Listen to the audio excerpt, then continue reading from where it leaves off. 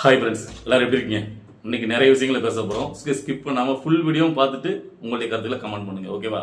அதில் ஃபர்ஸ்ட் வந்து பார்த்தீங்கன்னா, பள்ளி கல்வித்துறை அமைச்சர் ராஜ்மோகன் பிரஸ் மீட்டில் பேசின ஒரு பேச்சு தான் இப்போ பயங்கர ஒரு சர்ச்சையாக இருக்கு. என்ன கேட்டிங்கன்னா, அதாவது பிரஸ் பீப்புள் கேட்குறாங்க, அதாவது பள்ளிகளில் கூட இப்போ வந்து பார்த்தீங்கன்னா சாதி பிரச்சனைகள் அதிகமாக வருது அந்த பசங்களுக்குள்ள. ஸோ தடுக்கிறதுக்கு நீங்கள் என்ன மாதிரியான ஒரு நடவடிக்கைகளை மேற்கொள்வீங்க அப்படின்னு கேட்கும்போது, அதாவது நம்ம எந்த காலகட்டத்திலையும் அறிவியல் பூர்வமான பகுத்தறிவான அந்த சிந்தனைகளை தான் மாணவர்களுடைய வளர்க்குங்கிற நோக்கத்தில் தான் நம்மளுடைய பயணம் ஃபுல்லாக இருக்கும். அந்த வகையில் தான் நம்ம செயல்படுறோம். அதனால எந்த காலகட்டத்திலையும் சாதி மதம் சார்ந்த அடையாளங்கள் பள்ளி கல்லூரிகளில் அனுமதிக்கவே மாட்டோம். ஒரு சின்ன ஒரு கயிறாக இருந்தாலும் நீங்கள் வீட்டில் கட்டினாங்களா வந்து அதை அவுத்து போட்டு தான் நீங்கள் ஸ்கூலுக்குள்ளே வரணும், கயிறுலாம் கட்டிட்டு வரக்கூடாது அப்படின்னு சொல்லி ஒரு பேச்சை வெளிப்படுத்துறாரு. இப்போ இதுதான் பயங்கரமான ஒரு சர்ச்சையாக இருக்குது. என்ன கேட்டிங்கன்னா, அவர் வந்து சாதி மத அடையாளங்களோட இந்த ஸ்கூலுக்குள்ள பசங்க வரக்கூடாது, வேற்றுமையாக இருக்கக்கூடாது அப்படின்னு சொல்ற வரைக்கும் ஓகே, நான் அதை ஒன்றும் சொல்ல வரல. ஆனால் அதுக்கு அடுத்தாப்புல ஒன்று சொல்றாருல, ஒரு சின்ன கயிறு கட்டினா கூட நீங்கள் கழட்டி போட்டு தான் உள்ள வரணும் அப்படின்னு சொல்றது எந்த வகையில் நியாயம்? இவர் வந்து எதை வந்து யாருக்காக ஃபேவராக செயல்படுறாரு? நான் தெரியாமல் வைக்கிறேன். இந்த கயிறு கட்டுற பழக்கம் இருக்குல்ல, அது நம்ம நாட்டில் வந்து பார்த்தீங்கன்னா இந்து மதத்தில் மட்டும்தான் அந்த பழக்கம் இருக்கு. ஏன்னா இந்து கோயில்களில் தான், சாமி கோயில்களில் கயிறு கட்டுற பழக்கமே இருக்கு. மற்ற ரெண்டு மதங்கள், பெரிய மதங்களாக கிறிஸ்தவ மதத்திலையும் இஸ்லாம் மதத்திலும் கயிறு கட்டுற பழக்கம் கிடையாது. அப்போ நீங்க குறிப்பா இந்து மதத்துக்கு எதிராக தான் நீங்க அதை பேசுறீங்க, கயிறு கட்டிட்டு வரக்கூடாது அப்படின்ட்டு. சரி, இவ்வளவுக்குள்ள தைரியமா நீங்க சொல்றீங்கல்ல, கயிறு கட்டிட்டு வரக்கூடாது, நாங்கள் அனுமதிக்க மாட்டோம், அது வந்து மத வேறுபாடுலாம் இருக்கக்கூடாது சொல்றீங்கல்ல. இதே மாதிரி இப்போ இஸ்லாம் மதத்துல புர்கானிற பழக்கம் உண்டு, உங்களுக்கு தெரியும்ல. பெண்கள் வந்து முகத்தை மூடிட்டு வருவாங்க. ஸோ அப்போ உங்களால் தைரியம் இருந்தால் அதை அணிஞ்சிட்டு நீங்கள் உள்ளே வரக்கூடாது, அதுவுமே பார்த்தீங்கன்னா ஒரு மதம் அடையாளம் தான், அதை நீங்கள் அணிஞ்சிட்டு வரக்கூடாது அப்படின்னு சொல்கிறதுக்கு ராஜ்மோகனுக்கு தைரியம் இருக்கா? நான் இதை டேட்டா கேட்குறேன். அப்படி உங்களால் சொல்ல முடியுமா? அந்த புர்கானிற பிரச்சனை எவ்வளோக்குள்ள பெரிய இஷ்யூ ஆச்சுன்னு உங்களுக்கே தெரியும். ஸோ நான் என்ன சொல்கிறேன் கேட்டிங்கன்னா, மதம்ங்கிறது ஒவ்வொருத்தவங்களுடைய நம்பிக்கை சார்ந்த விஷயம். அதுக்குள்ளே போயிட்டு மூக்கு நுழைக்கிறதுக்கு யாருக்குமே இங்கே எந்த ஒரு இதுவுமே கிடையாது. நல்லா புரிஞ்சுக்கிடுங்க. அதாவது நீங்கள் நாத்திகராக இருந்துருங்க, கடவுள் உங்களுக்கு பிடிக்காமல் இருக்கலாம், மறுப்ப எல்லாமே ஓகே. ஆனா நம்பிக்கை, கடவுள் நம்பிக்கை ஒவ்வொரு மக்களுடைய மனித உரிமை. அது வந்து அவங்களுடைய நம்பிக்கை சார்ந்த விஷயம். யாரு வேணாலும் எந்த மதத்தை வேணாலும் பின்பற்றலாம். உங்களுக்கு பிடிச்சிருந்தா அந்த மதத்தை பின்பற்றுங்க, பிடிக்கலையா நீங்க வெளியில கடந்து போங்க. அதை விட்டுட்டு அதை இப்படி அப்படின்னு விமர்சிக்க கூடாது. அதே மாதிரிதான் பள்ளி கல்லூரிகளில் ஒரு அரசாங்கம் வந்துட்டு நீ வந்துட்டு இந்த மதத்தை பின்பற்றக்கூடாது அப்படி சொல்றதுக்கு அருகதையே யாரும் கிடையாது. ஏன்னா இந்து மதத்துல மட்டும்தான் மத அடையாளங்கள் வெளியில அப்படியே தெரியும். ஏன்னு கேட்டீங்கன்னா, இந்து மதத்துல தான் திருநீர் பூசிட்டு வரும், புரியுது இல்ல? மற்ற ரெண்டு மதத்திலையும் திருநீர் பூச மாட்டாங்க. அப்ப நீங்க வந்து மத அடையாளம் இருக்கு, திருநீர் பூசக்கூடாது அப்படின்னு நாளைக்கு சொல்லுவீங்களா? அது எப்படி? அப்படியே திமுக மாதிரியே வாரீங்களே எப்படி?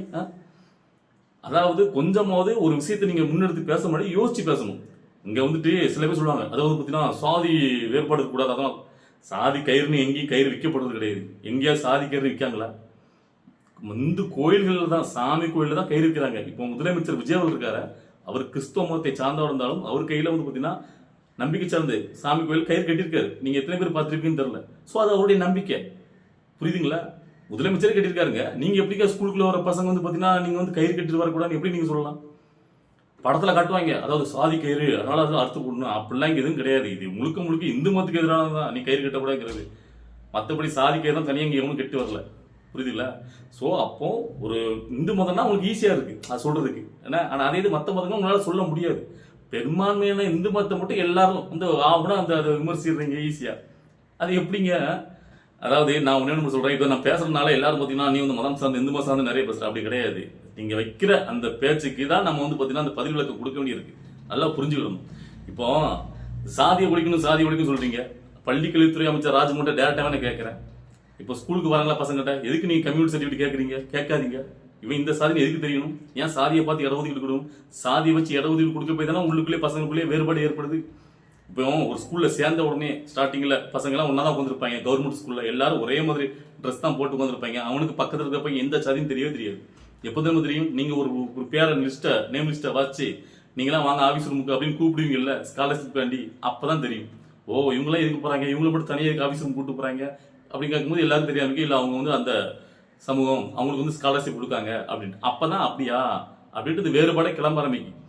நீங்க உண்மையிலே சாதியை ஒழிக்கணும்னு வச்சுக்கன்னா, சாதிய அடிப்படையிலான எந்த ஒரு முன்னுரிமையும் இடஒதுக்கீடு கொடுக்காதீங்க. சாதிய பள்ளிகள்ல கேட்கவே கேட்காதீங்க, புரியுதா? அதாவது அரசாங்க கெஜெட் இருந்தே சாதிக்கிற வார்த்தையை எடுத்துருங்க, சாதி ஒழிஞ்சிடும், எல்லாரும் ஒன்னாயிரலாம். ஆனா அதெல்லாம் பண்ண வர மாட்டீங்க. கயிறு கட்டுறாங்களாம், மதம் கயிறு சார்ந்த இதுல வந்து கொண்டு வரக்கூடாதான். என்னத்த சொல்ல, நீங்களும் அப்படியே திமுக 2.0 செயல்படுறீங்க. அதுதான் இப்போ பிரச்சனையா இருக்கு. சரி, ஓகே. ஸோ இப்போ இதெல்லாம் பார்க்கும்போது நம்ம இப்படி பேசுறதெல்லாம் பார்க்கும்போது சில பேருக்கு வந்து பார்த்தீங்கன்னா இவன் வந்து இப்போ முழுக்க முழுக்க வந்து பார்த்தீங்கன்னா டிவிக்கே குறை சொல்லவே ஆரம்பிச்சிட்டான். எது பேசினாலும் யார் என்ன பேசினாலும் குறைய மட்டுமே சொல்லிட்டு இருக்கேன் அப்படிங்கிற மாதிரி உங்களுக்கு தோணலாம். அதாவது நீங்க நல்லா பார்க்கணும். நம்ம எல்லா விஷயத்தையும் பற்றி பேசுகிற முடியும். இப்போ கூட பார்த்தீங்கன்னா தமிழை வச்சுக்கலாம் பொறுப்பேற்றதுக்கு அப்புறம் ஏகப்பட்ட கொலை, அப்புறம் இந்த பாலியல் சம்மந்தப்பட்ட விஷயங்கள் எவ்வளவோ நடந்திருக்கு. அதெல்லாம் பற்றி நம்ம ரொம்ப பெருசாக பேசலை. ஏன்னு கேட்டிங்கன்னா ஒரு குச்சங்களை வந்து பார்த்து தடுக்க முடியுமே தவிர அது 1% கூட நடக்காம எல்லாத்தையும் தடுக்க முடியாது. அது ஆட்சி ஏற்ற அந்த 1 மாசத்துக்குள்ளேயே நல்லா புரிஞ்சுக்கணும். அதுக்கு அவங்களுக்கு கால அவசரம் கொடுக்கணும். அவங்க சட்ட பாதுகாப்பு எல்லாம் நடவடிக்கைகளை மேற்கொண்டு தான் இருக்காங்க. பார்க்கலாம் அப்படிங்கிறத என்னுடைய எதிர்க்கட்சிகள் மாதிரி எல்லாத்தையும் நம்ம குறை சொல்ல போக கிடையாது. இப்போ கூட பாருங்களேன், தமிழை வச்சுக்கிறத சேர்ந்த நிர்வாகிகளே பாலியல் குற்றம் பண்ணியிருக்கதா தொடர்ந்து நியூஸ்ல வந்துட்டு இருக்கு. அதை பத்தினா நம்ம பேசல, நல்ல நுட்பமா கவனிக்கணும். இப்போ கூட ரீசெண்டா இன்னைக்கு கூட சேலத்துல இருந்து மணிகண்டன் அப்படிங்கிறவர் பார்த்தீங்கன்னா தமிழை வச்சு கொடுத்த நிர்வாகி 50க்கும் மேற்பட்ட பெண்கள்கிட்ட ஆபாசமாக பாலியல் சீட்டில் ஈடுபட்டார், அதனால் அவர் கைது பண்ணாங்க நியூஸ் வருது. ஸோ இதெல்லாம் பார்க்கும்போது நான் என்ன நினைக்கிறேன் கேட்டீங்கன்னா, தப்பு பண்ணிட்டான், தான் கட்சியை சேர்ந்தவங்களே இருந்தாலும் கைது பண்ணிட்டாங்கல்ல தமிழை வச்சு கழகம். திமுக மாதிரி வந்து பார்த்தீங்கன்னா அவங்க அப்படியே அவங்க ஆளுக்கு ஃபேவரா செயல்படல அப்படிங்கிறத நான் பார்க்குறேன். அந்த அன்னைக்குள்ள சரி, ஓகே. அதாவது இதுக்கு ஏன்னா ஒரு கட்சியில் வந்து பார்த்தீங்கன்னா அதுவும் விஜயவல் மாதிரி பயங்கரமான ஒரு ஃபேமஸான அவருடைய கட்சியில் எந்த ஒரு மூலையிலேருந்து கூட ஒருத்தவங்க வந்து பார்த்தீங்கன்னா சேர்ந்துட்டு நான் அந்த கட்சி சேர்ந்தவன் அப்படி சொல்லலாம். ஆக அவங்க பண்ண தப்புலாம் நம்ம கட்சி குறை சொல்ல முடியாது. ஸோ அதனால தப்புன்னு தெரிஞ்சிச்சு, அது யாருன்னு என்னன்னு பார்க்காம கைது பண்ணிட்டாங்க. அதனால நான் அதை பற்றி பெருசாக விமர்சிக்கல. இது ஏன் சொல்றேன்னு கேட்டிங்கன்னா, நாம உண்மையாக தான் பேசிட்டு இருக்கோம் அப்படிங்கிறத நீங்க புரிஞ்சுக்கணும். சரியா? உங்களுக்கு அதை சொல்றதுக்காக சொல்றேன். இப்போ இன்னொரு விஷயமும் பேச போறோம். அது வந்து பார்த்தீங்கன்னா தப்பானதுதான். அதை வந்து திருத்திக்கணும் தமிழக அரசாங்கம். என்னன்னு கேட்டிங்கன்னா, நேற்று எத்தனை பேர் வந்து கடைகளில் போயிட்டு சென்னையில் கேட்குறேன் பால் பாக்கெட் வாங்க போகும்போது இதை சந்திச்சிருப்பீங்க. என்னன்னு கேட்டிங்கன்னா, நான் நேற்று எப்பவும் போல யூஸ்வலாக வாங்குற கடையில் போயிட்டு நான் எப்பயும் பச்சை நிற பால் பாக்கெட் தான் வாங்குவேன். ஸோ கேட்கும்போது இல்லைண்ணா ஸ்டாக் தீர்ந்து போச்சு, ஏதோ ஸ்ட்ரைக்கா கிடைக்கவே இல்லை பாலை அப்படின்னு சொல்லிட்டாங்க. அதுக்கப்புறம் வேற ஆரஞ்சு கலர் பால் பாக்கெட்டாக வாங்கிட்டு வந்தேன். ஓகேவா? அதாவது உங்களுக்கு தெரியும், இப்போ ஆவின் பால் பாக்கெட்டில் ஆரஞ்சு, பச்சை, ப்ளூ இப்படி இந்த 3 இதில் தான் வரும். அதாவது கொழுப்பு டிஃப்ரெண்ட் இருக்கும். ஓகேவா? இப்போ நம்மளுக்கு அப்போ அந்த பிரச்சனை போய் தெரியாது. சரி, ஏதோ பிரச்சனை போடும். ஆனால் இப்போ சோசியல் மீடியாவில் வந்து எதிர்க்கட்சியில் உள்ள தலைவர்கள் எல்லாரும் அதை பற்றி போடும்போது தான் அதை பற்றி முழுமையான விளக்கமே எனக்கு தெரிய ஆரம்பிக்குது. அது குறிப்பாக அண்ணாமலை அவர்கள் அதை பற்றி ஒரு பெரிய ஒரு ட்வீட் போட்டிருந்தாரு. அப்போ தான் அது என்ன நடந்திருக்கு அப்படின்னு தெரிய ஆரம்பிக்குது. அதாவது கேட்டிங்கன்னா, அதாவது சென்னையில் மட்டும் 14 லட்சம் லிட்டருக்கு மேலே வந்து பால் உற்பத்தி பண்ணுறாங்க. அதில் 50% மேலே வந்து அந்த பச்சை நிற மேஜிக் பால் தான் பார்த்தீங்கன்னா அதிகமாக மக்கள் வாங்க பயன்படுத்துகிறாங்க. அதிகமாக தான் சேல்ஸ் ஆகும். இப்போ அரசாங்கம் வந்து பார்த்தீங்கன்னா, அதாவது செலவினத்தை அதிகமாகுது, செலவினத்தை குறைக்கணும் அப்படிங்கிற இதில் வந்து பார்த்தீங்கன்னா அந்த பச்சை நிற பால் உற்பத்தியை குறைச்சிருக்காங்க, விற்பனை கம்மியாக வந்திருக்கு. அதனால தான் நேற்று ஃபுல்லாக கிடைக்கல.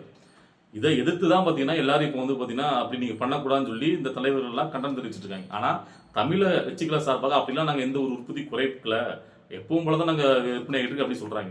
அப்படி சொல்லியிருந்தா நேற்று ஏன் எல்லா இடங்களும் எப்பவும் போல கிடைக்கிற பால் பயிர் கிடைக்கல? அதுதான் இப்போ எல்லாருடைய கேள்வி.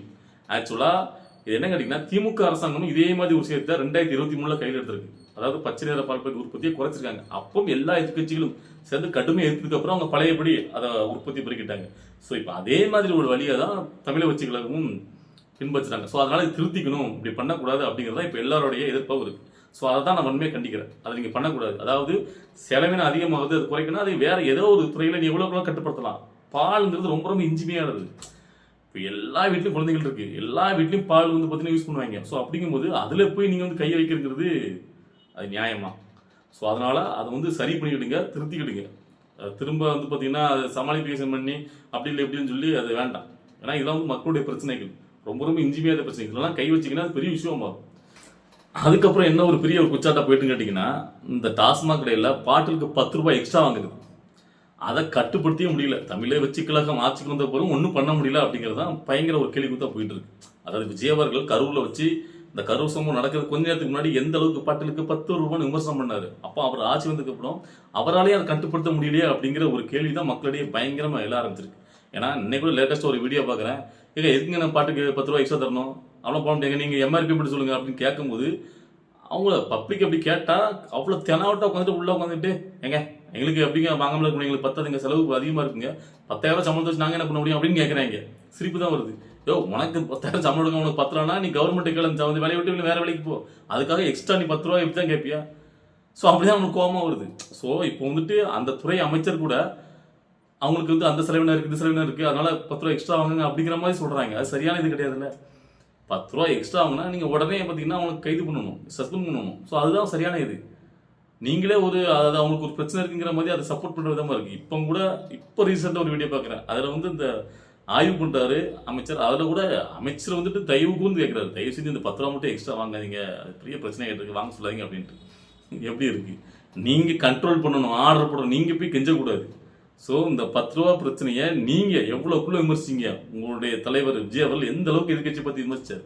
இப்போ நீங்க ஆட்சிக்கு வந்த உடனே உடனடியாக ஒரு ஸ்ட்ரிக்டா ஒரு ஆக்ஷன் போட்டு அது வாங்க முடியாம தடுக்கணும்ல.